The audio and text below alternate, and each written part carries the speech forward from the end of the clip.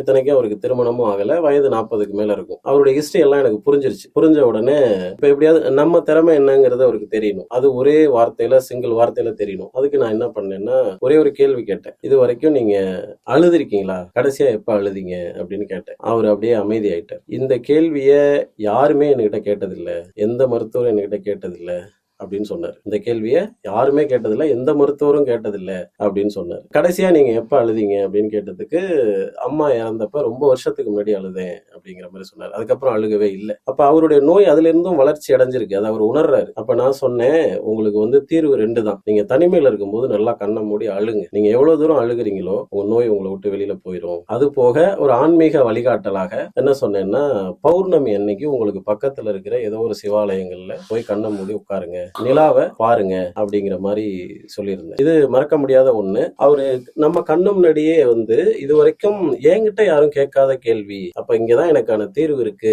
அப்படிங்கிறத புரிஞ்சுக்கிட்டு போனார். அதை மறக்க முடியாது. சந்தோஷம் சார், ரொம்ப இன்ட்ரெஸ்டிங்கா இருக்கு நீங்க சொன்ன பதில். இப்ப சுவாரஸ்யமா மக்களுடைய பிரச்சனையில இருந்து, மக்களுடைய சைட்ல இருந்து இந்த கேள்வியை கேட்கிறேன் சார். இன்னைக்கு மக்கள் எல்லாரும் பாத்தீங்கன்னா இங்கிலீஷ் மெடிசன், அலோபதியை நோக்கி போயிட்டு இருக்காங்க. அக்குபஞ்சர், அக்கு ஹீலிங், ரேக்கி இதெல்லாம் நோக்கி போயிட்டு இருக்காங்க. இதுல எதை மக்கள் நம்பலாம், எதை நோக்கி மக்கள் வரணும்னு நீங்க நினைக்கிறீங்க? மருத்துவம் என்பதே மாயை தான். மருத்துவம் என்பதே மாயை தான். அதுல உண்மையான மருத்துவம் அப்படின்னு ஒண்ணு இருக்கு.